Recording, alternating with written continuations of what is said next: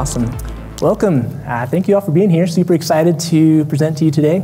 As mentioned, the title of today's talk is a deep dive into the Node.js event loop. So we're going to talk about a few things. We're going to talk about the JavaScript event loop as implemented in the browser.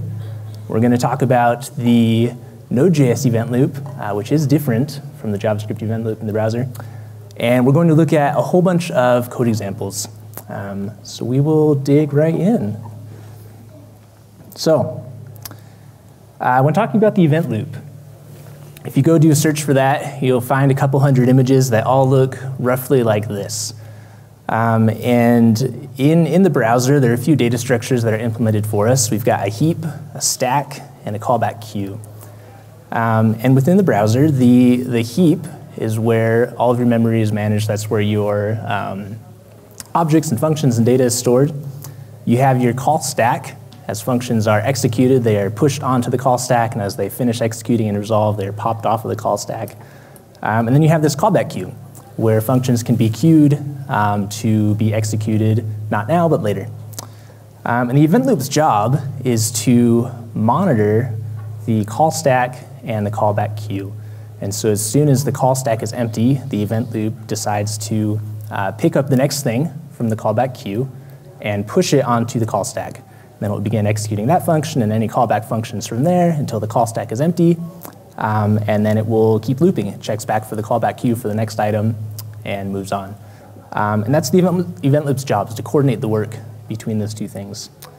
If you wanted to look at sort of a concrete example here, maybe you have a function where in your code, maybe it initially calls foo, that gets pushed onto the call stack.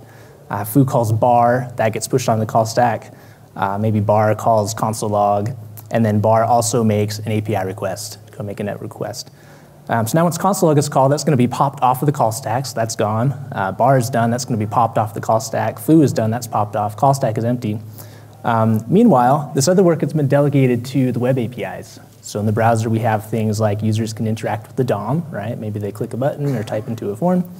We have AJAX for making API requests, and we also have timers for things like set timeout and set interval. And so as code delegates these functions to web APIs, there's usually a callback function that's provided as well. And so as soon as maybe that API request finishes, maybe that pushes Baz onto the callback queue. And so once that call stack is empty and those three things have resolved, the event loop is going to grab Baz and push it onto the call stack. Right? So that's the event loop, our 2-minute summary in a nutshell. If we want to look at some concrete examples to help solidify this, we're going to start out super, super basic. So this will be for JavaScript developers of all levels, and then we're going to get more advanced as we go. So for each of these examples, we're going to play a little game here. The game will be what is going to run in what order. Headaches with asynchronous code developers are often left wondering, why did my code execute in that order? So let's start super simple. Let's start with the most basic example. We have 3 functions here. We have first, second, and third, and we're going to call them in the order first, second, and third. Hopefully no surprises here, but when we run that up in the top right, we get first, second, third, right? No surprises. Synchronous code runs top to bottom. We also have the concept of loops in all programming languages. So what if we were to call first, and then call second inside a for loop, and then call third? What will happen there? Hopefully no surprises again, right? But first it's going to call first, then it's going to call second as it loops through those 5 times, and then third, right? Still top to bottom, but that loop is our control structure. So far we haven't had functions calling each other, besides just calling console log. But functions can execute other functions. So what if, for example, we have first, well, that just does a console log. And then we have second, that does a console log, but also calls third. And then we called fourth. So what if we call first, second, fourth? Hopefully still no surprises here yet. But we get first, second, third, fourth, right? And so thinking back to that call stack, we call first, and that's pushed onto the call stack and then popped off immediately. We call second, that's pushed onto the call stack, which calls third, which adds another layer to the call stack, and then those both resolve, and then fourth, right? Right now we had second calling third directly. Oftentimes functions will take something like a callback argument that can be passed in. So we could do the same thing here. Instead of calling third directly, maybe we pass in a callback and execute that callback, in which case if we were to call first, second with the callback of third and fourth, hopefully you can guess what's going to happen here. We get first, second, third, fourth. Right? So no surprises here. This has all been synchronous code. We haven't delved into asynchronous code yet. When we start talking about asynchronous code, one of the first things we might look at is a timeout. So using something like set timeout. So in this example we have first, we'll call set timeout with second with a 1,000 millisecond delay, and then third. So we could guess what's going to happen in this case. This one should also be fairly intuitive, right? First it calls first and third, we'll do that again, and then after that delay, it calls second, right? So there's our first little intro to asynchronous code, is we've executed the code in the order that's been run, but the second callback has been delegated out to these APIs and then pushed into the callback queue where it can be executed at a later time. So now let's look at another one. Timeouts can accept a delay of 0 milliseconds as well. So what if we called first and then set timeout with second and a delay of 0 milliseconds, and then third? What would happen when we run that? Okay, so we get first, third, second. So this is the first one that might throw someone for a loop if you're new to programming or new to JavaScript, is why did the second method get executed last, right? We've specified a 0 millisecond delay, so you might think, well, if there's no delay, why is it being delayed, right? And so again, if we think back to that idea of the event loop managing the call stack and the callback queue, even though there's a 0 millisecond delay, we're still pushing that second function off to the timers API, at which case it pushes that second callback method onto the callback queue. And so it's not until the call stack is empty that we're going to be able to pick up those things from the queue, right? So first little lesson there, if you want to delay something to the next tick of the event loop, having a delay of 0 milliseconds is a handy trick for that. We could look at another interesting example, is that what if we called first, set timeout with second and a 0 millisecond delay, and then set up some code where we could call third inside a while loop. And what this while loop will be doing is essentially going to run third over and over and over and over for 5 seconds. So what would happen here? What is going to be the order of execution of this code? So if you run that, you can see that it ran first. It's running third over and over. And then we finally got to second with set timeout. And so another important lesson here is that even though we've specified on line 6 here with our set timeout of second, even though we've specified a delay of 0 milliseconds, that's not a guarantee that it's going to be executed after exactly 0 milliseconds. Instead, it's a guarantee that it will be executed at some point, at least after 0 milliseconds. But as long as we're running this synchronous code inside the while loop with third, we're going to be blocking the event loop.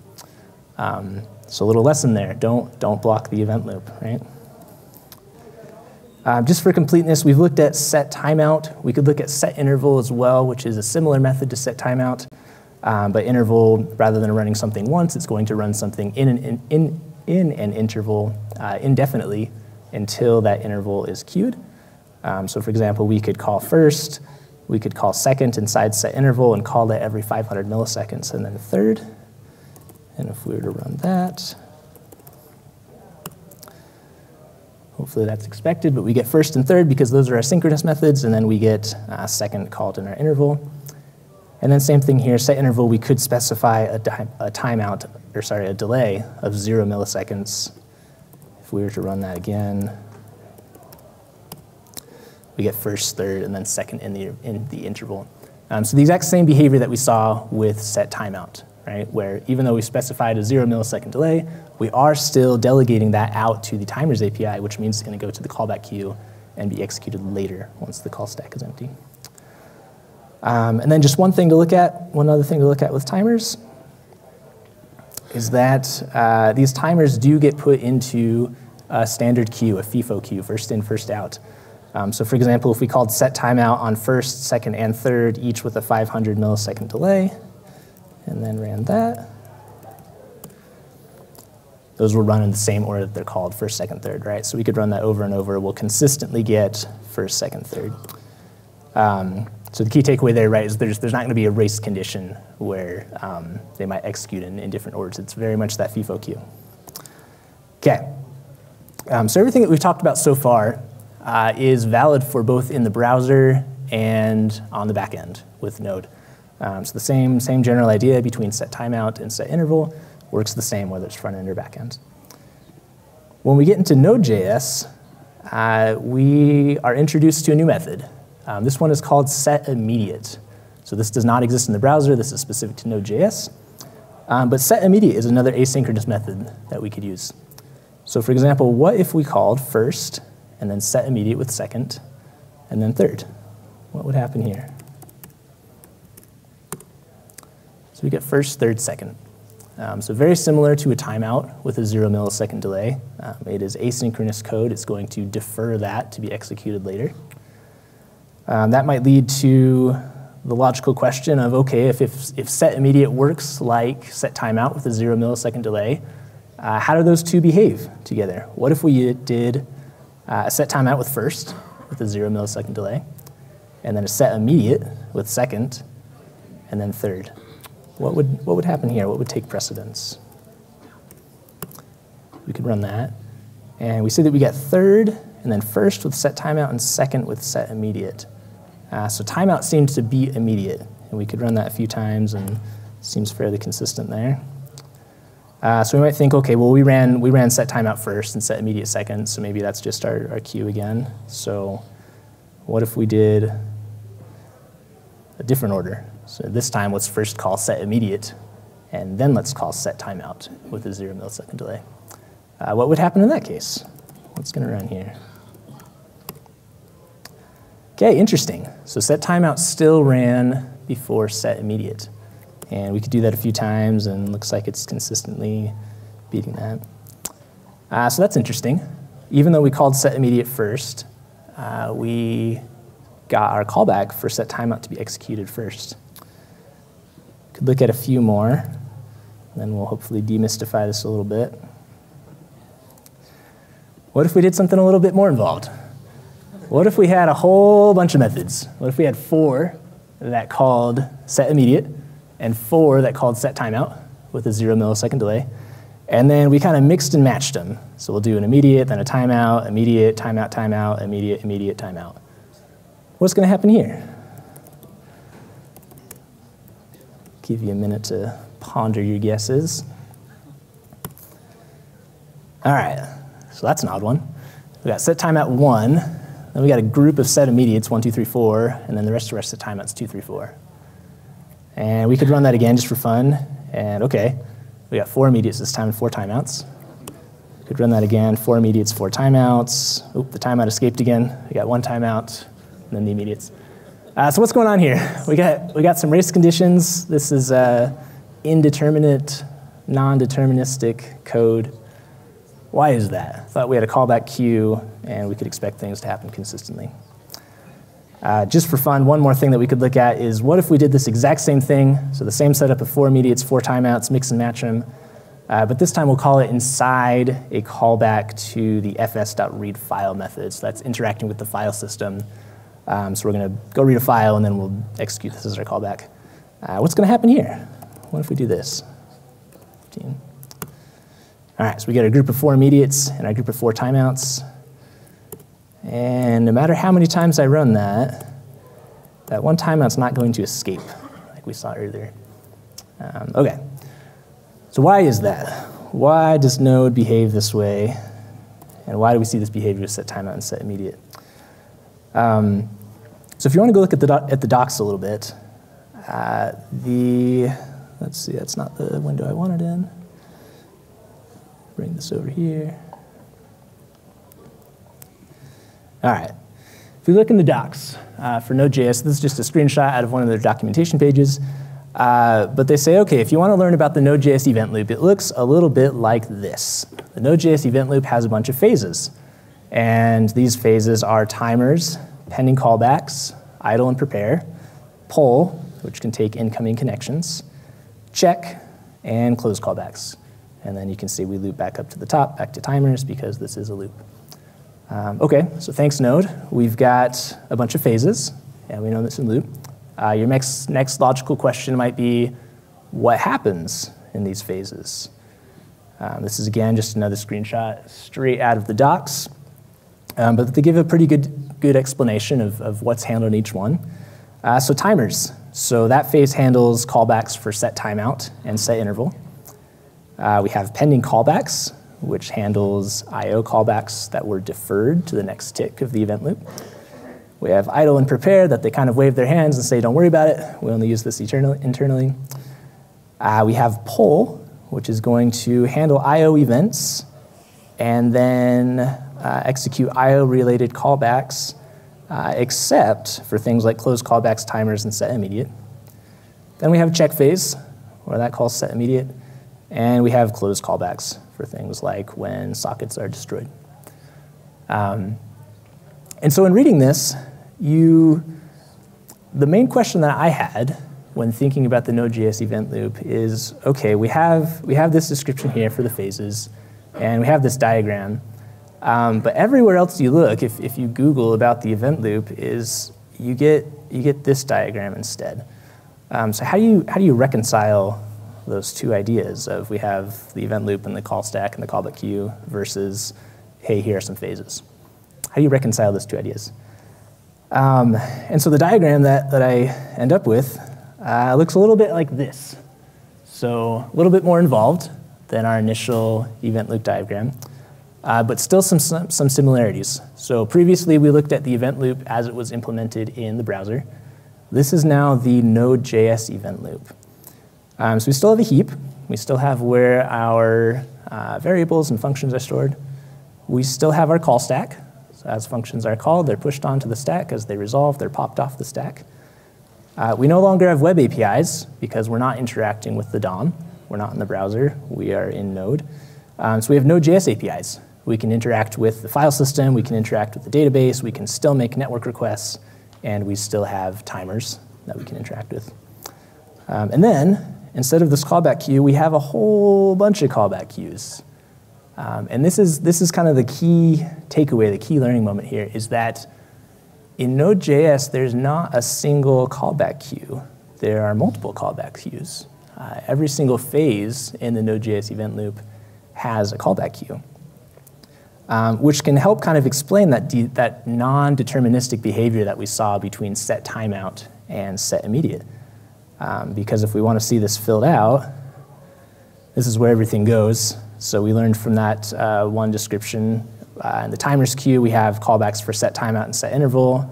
For pending callbacks, we have deferred I/O callbacks. For idle prepare, it's still a big question mark. Pull queue is I/O-related callbacks. Check queue is set immediate. Close callbacks is close callbacks. And so set timeout and set immediate are not being placed in the same queue. We have a timers queue and we have a check queue.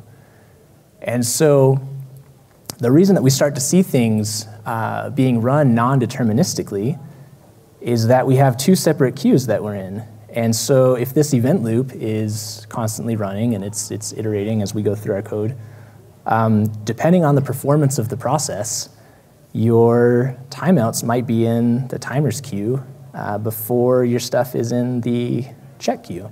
And so maybe you're at the top of the event loop, and so it executes the timers first, and then it goes down and executes the set immediate first. Or maybe you're midway through this queue. Maybe you're in the pull queue, so it goes, OK, now let's go do set immediate callbacks, and then let's go to timers. So it's going to be bound to the performance of the process in a way that you can't quite predict. The interesting behavior that we saw with the last example that we looked at, where we said, OK, what if we put this into the fs.read file callback? When we ran that, we saw that set immediate was consistently, the callbacks were consistently being called for set immediate before set timeout.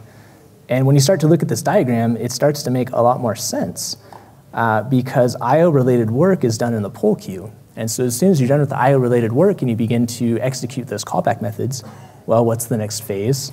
It's the check queue. And so you're always going to be executing set immediate before set timeout. Cool, super clear, right? So now if we want to go into a little more detail with the Node.js event loop, over here on the right, what we haven't talked about yet is we have this next tick queue, and we have the micro task queue. And if you go look up that in the Node.js docs, they say that, yeah, there's this method called process.nextTick, and we have promises as well, and those are handled asynchronously, but they're not really part of the event loop. They're just kind of this thing running off to its side over here. So let's see how that works. Let's look at a few of those examples. So what if we were to call process.nextTick? So this is another method we'll be introduced to. So what if we called first, we called process.nextTick, and then passed a callback a second, and then third? What would happen in this example? Okay, we've got first, third, second. So that's consistent with the stuff we've seen with timeouts and setImmediate. So this is an asynchronous method, right? It's being pushed out to this other queue. So it makes sense that it will be called after our synchronous code is done.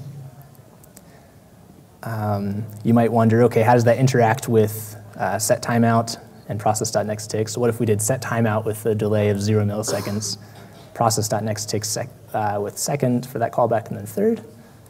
What if we did that? Okay, we get third, so our synchronous method, and then process.nextTick, and then setTimeout. So nextTick seemed to take precedence over setTimeout. You might wonder, okay, great. What about setImmediate? What if we do setImmediate first, process.nextTick second, and then third? Okay, so we got our synchronous method first, we got process.nextTick, and then setImmediate. So same deal, nextTick took precedence over other asynchronous code. If you want to combine them all just for fun, we could say, okay, what if we did setImmediate, setTimeout, then nextTick, then synchronous method? What do we get here? Okay, so we get fourth, which was synchronous, and then nextTick, timeout, and immediate. Remember again that timeout and immediate are non-deterministic here because we're running this in the main module, so sometimes those might switch. Looks like they don't want to do it right now. Let's see, we don't want to be over here. And then, again, just for fun, what if we did this in the fs.read file callback? So you can remember in this one we had setTimeout coming before setImmediate. If you remember what we talked about with the different phases, you'll see that setImmediate is always going to be run before setTimeout in this case, right? Because we're in that IO-related cycle, and that will always happen. And then if you want to get really crazy, we could look at a more in-depth example is, okay, what if we did this? What if we called setTimeout with first setTimeout, and then setTimeout with second setTimeout, and then what if that called even more process.nextTick methods, and then we called a third setTimeout, and then we called a process.nextTick. This is something that hopefully your code looks nothing like in real life, but what would happen in this case? What's the precedence here? Okay, so let's think through this for a moment. So we're going to execute the code from top to bottom. We're going to pass these off to all these callbacks, and then we're going to start seeing our callbacks executed. So we're going to get process.nextTick 3, because process.nextTick is always running first before these timers and other callbacks. Then we're not going to have anything in that callback queue right now, so we're going to move on with our event loop, and we're going to start getting to our timers. So we'll do setTimeout 1, and then we'll do setTimeout 2, but then that calls more process.nextTick.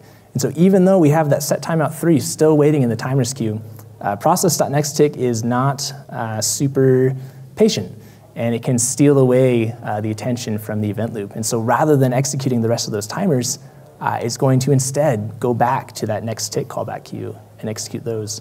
And then as soon as that's empty, we'll get setTimeout 3. If you want to help remember some of those methods between things like setImmediate and process.nextTick, when does setImmediate run? It's on the next tick of the event loop. And when does process.nextTick run? It's immediately. Does that make any sense? No. They are backwardsly named. Cool. And so if we want to look at our diagram just one more time, if we want to start thinking about this stuff, the reason that the nextTick queue, they say, is not really part of the event loop is that it doesn't just wait its turn and go through these phases here. At any point that there are callbacks in the nextTick queue, it can steal away the attention from the event loop. And so it's very possible that you could starve the event loop if you just are endlessly putting next tick callbacks in there. And so what we saw there is even though we were in the timers queue, it realized, okay, hey, there's some stuff in next tick, so we're going to jump over there. And then once that's empty, let's jump back to timers, right? So we can steal that attention away. We have just a couple minutes left, so let's look at the promise callbacks real quick, and then we'll be done. So promises. Promises are fun. You can resolve them immediately if you'd like. So what if we resolved our promise, did a first then, second then, and a third? We could run that. Okay, so we got third asynchronous code, and then promise callbacks 1 and 2. That's hopefully expected. Promises are going to run asynchronously. Okay, what if we did promises and next tick? Let's do a promise. We'll call our first callback, our second callback, and then next tick. Okay, we got next tick and then promise callback. So next tick does take priority over this other promise microtask queue. We could do a fun game again, kind of like what we did with the timeouts and set immediates. What if we did a whole bunch of mix and match of promises and next ticks? Or sorry, promises and next ticks. Let's do that real quick. And okay, cool. So process.nextTick was always run. You can see it kind of batched of 1 through 4, and then promises 1 through 4. That's always going to be consistent here. And then if you want to get real crazy, what if we resolved a promise, and then another promise, and then another promise that then called process.nextTick, and get kind of a headache of some more mix and matching here?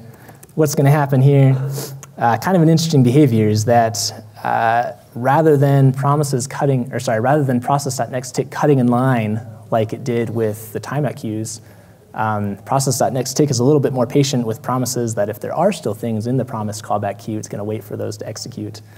So you can see here, just thinking through this logically, we've run through these 6 things, so we've executed everything. We're going to start putting those callbacks into the queues.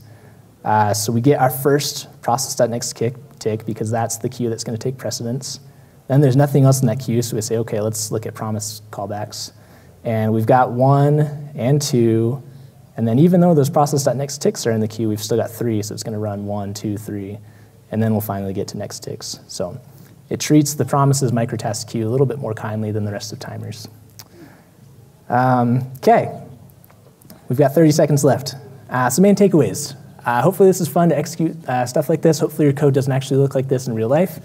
Main takeaways, the event loop is complicated. The Node.js event loop is complicated too. The main thing to know though is that the Node.js event loop coordinates the work between the call stack and the callback queues. That is queues plural, which is why item number 3 is that the Node.js event loop has multiple callback queues. And then just some tips is don't block the event loop, prefer asynchronous code over synchronous code. Don't starve the event loop, be careful with recursive calls to process.nextTick. And finally, mix and match usage of all these methods with care. Otherwise, you may be wondering, why did my code run in that order? Thanks.